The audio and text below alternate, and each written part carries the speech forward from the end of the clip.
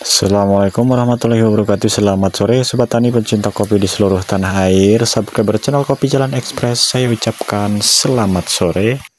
Baik sobat tani, pada kesempatan sore kali ini saya akan sepilkan hasil sambungan pada bulan 1 ya. Nih, seperti ini. Serta kita akan spill juga tentang cara penyimpanan bahan yang paling tepatnya seperti apa. Sembari kita wiwil, mengingat ada yang request juga, Mas, bagaimana cara wiwil ya, kita akan sharingkan. Dan kita pun akan mengupas tentang keuntungan melakukan penyambungan menggunakan tunas raja dan ranting produktif, perbedaannya apa saja. Serta kita sharingkan juga hasil peremajaan di sambungan pohon kopi tua. Untuk videonya jangan di-skip ya sobat tani, supaya tidak terjadi gagal paham. Baik sobat tani, inilah hasil penyambungan antres raja. Ini di bulan 1 sudah seperti ini ya perkembangannya, wow. Dan ini klon arsat ya, sirip aktif ya. 1 2 3 4 5 6 ruas, posisinya 6 ruas, kanan kiri ya. Kita akan spillkan nanti perbedaannya di ranting produktif. Sangat jauh ya bedanya dengan antres raja, maka kalau ada antres silahkan pilih antres raja untuk melakukan penyambungan. Oke, kita lihat untuk ranting produktifnya. Nah, ini sama-sama di bulan 1 hanya memiliki 4 ranting saja ya untuk bahan buah. Jadi kita kalah ranting dibanding dengan antres raja tadi. Jadi masih menang antres raja ya di kualitas. Jadi monggo yang mau mencari antres silahkan cari antres raja ya, seperti itu. Oke, kebetulan kita sedang berada di tempat Bapak Wagiman sedang melakukan kunjungan, sedang melihat kondisi hasil pemangkasan beliau ya. Kita akan cek sama-sama ya sobat tani. Jadi ini supaya nutrisinya ke sini semua ya sobat tani. Jadi kita kurangin, selain itu juga sudah banyak bahan yang lain yang akan naik di tahun 2026.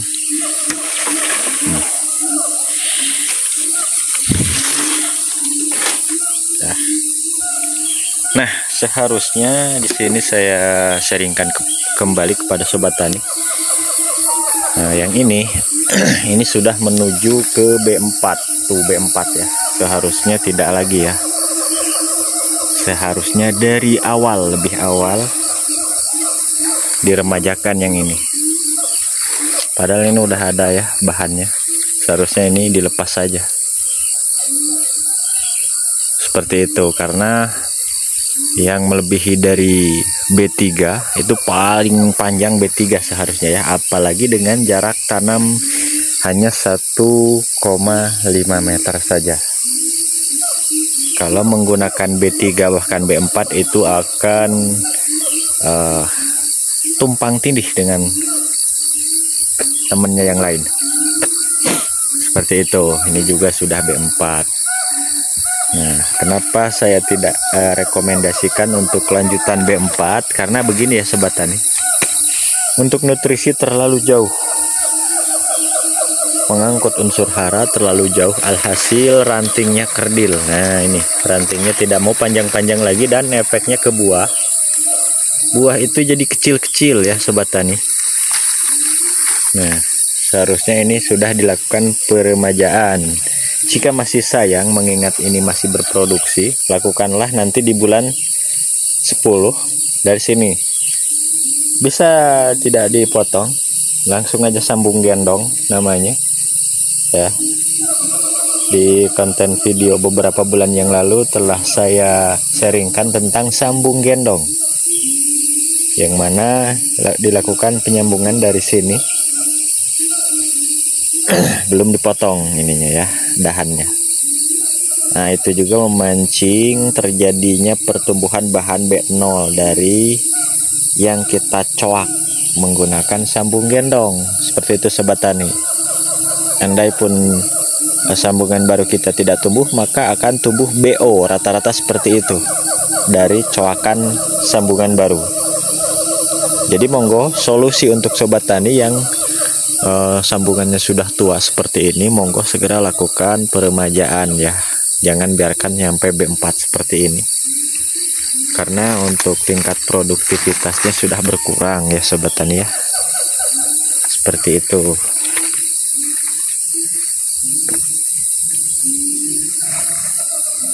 Nah, ini juga, ini seharusnya jangan dikasih seperti ini dua, seperti ini satu aja cukup ya. Kita lepas yang ini aja ya, karena yang di bawah ini sudah banyak nih ya sobat tani. Sebetulnya sudah 1 2 3 4 bahan. Wow, ini pun berpotensi menutupi situ ya. Nah, tapi jika sedikit bahan, saya sudah sering kasih saran membelokkan bahan ya, belokkan ke arah yang kosong seperti ini. Nah, boleh menggunakan tali rafia atau bendeng ya. Oke, karena menjawab pertanyaan sobat tani kemarin, Mas, bahan seperti apakah yang sudah harus dipangkas? Jadi poinnya adalah paling panjang itu B3. Ketika bahannya itu sampai ke B3, sudah saatnya dipangkas ya. Jadi selain dari B3 yang harus dipangkas, jadi bahan B1 pun ketika oper itu harus dipangkas seperti ini ya sobat tani. Ini kan sudah tidak layak lagi dilanjutkan, sudah dipotong juga ujungnya, maka harus dipangkas dari sini.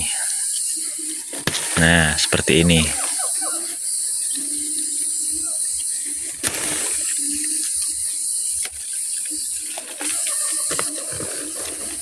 Nih, harus dipangkas ya. Ketika bahan kita over itu harus dipangkas dan digantikan bahan BO yang baru.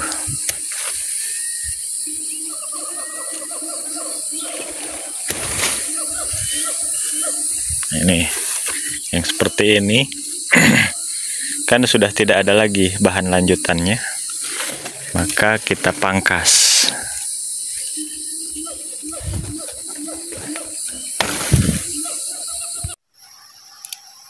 Oke sobat tani, kita akan review sambungan ranting. Ada 5 sambungan, serta kita akan wiwil ya. Nah, ini terkena hama. Nih hasilnya ya, ini sambung dahan semua ya. Kalau sudah seperti ini, silahkan monggo lakukan penyortiran kira-kira 2 ruas ke bawah, wiwil ya sobat tani. Seperti inilah cara melakukan wiwil. Dan ini sebetulnya kalau sudah tua ya sobat tani, akan kita turunkan semuanya nih. Nah, yang ini kita potong, ini udah dipotong, ini kita potong yang sini. Kita akan naikkan ini bahan sambungannya. Ini penyambungan di bulan 1, kita hitung ruasnya. 1 2 3 4 5. Ada 5 ruas.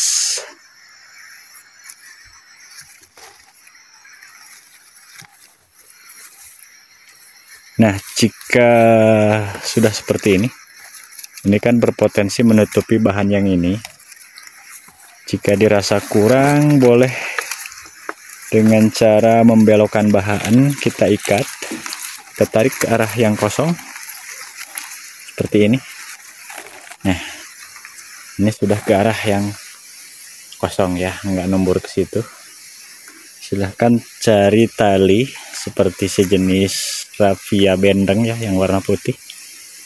Bisa kalau dirasa kurang untuk bahan. Nah, ini kan arahnya ke situ tuh ya sobat tani, calon tumpang tindih. Maka dengan mengupayakan pembelokan bahan, kita diuntungkan satu bahan raja.